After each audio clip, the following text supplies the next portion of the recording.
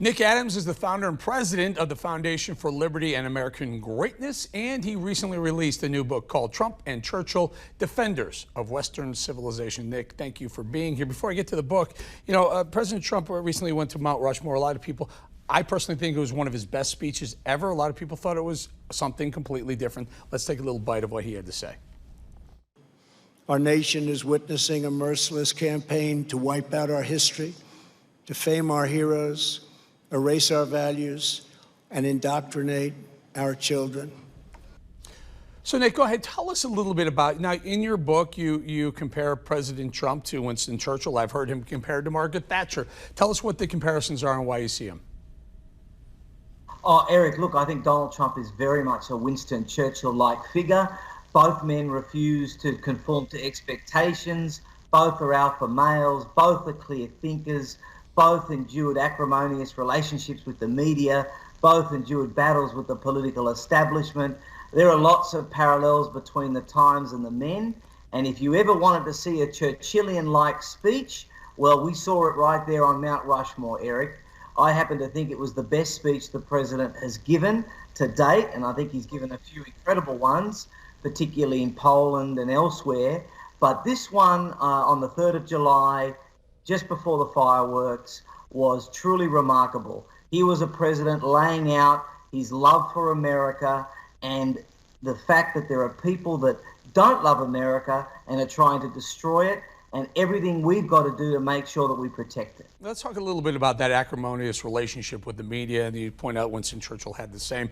I think a lot of world leaders, a lot of, I guess we could call them leaders, heroes, have had the similar situation. Have you ever seen anything quite like this, though? Well, look, absolutely not. I mean, of course, we live in a different time now, 24-hour news cycle. Things are more vicious than ever before. I think the politics has shifted enormously. Winston Churchill had a lot of flack from the media, Eric, and in fact, there are lots of passages that I've reproduced in my book, Trump and Churchill, that if you didn't know that they were about Winston Churchill and that they were in British national newspapers in the late 1930s, early 1940s, you would think that it was actually about Donald Trump in the New York Times or Washington Post. So identical, so similar are the criticisms that are leveled against him. But look, Donald Trump is up against it. He's got a media that is consorting and conspiring to get him out of office. I think he's the best thing that's happened to America in a very long time, Eric. He's the right man for the job, and I am so thankful as an American, as a legal immigrant to this country, that we've got a president that's keeping America America, and he's pushing back against all of these people that want to turn it into something that it's never been, something that it isn't, and quite frankly, something that it should never be. Nick, give us an example of some of, you talked about a couple of comments that were written about Winston Churchill that you could almost think that there's the current day speaking about President Trump. Well, he was mocked, Eric, for being too optimistic. Well, we heard that before. You know, New York Mayor Bill de Blasio came out and said that Donald Trump was peddling false optimism. Wolf Blitzer, the same thing, in CNN. Winston Churchill was often told to be overconfident, that he was too confident, too positive. Winston Churchill also, the accusation was leveled against him that he didn't listen to anybody around him, but he only followed his gut instinct.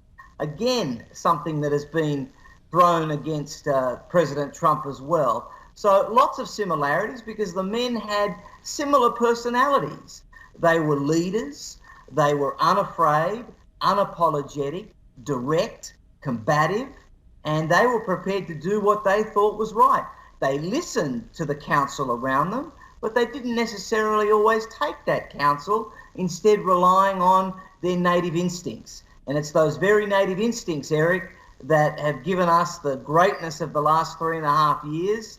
And I think, if given another chance, will go on for another 4 years to make this country even better than it's ever been.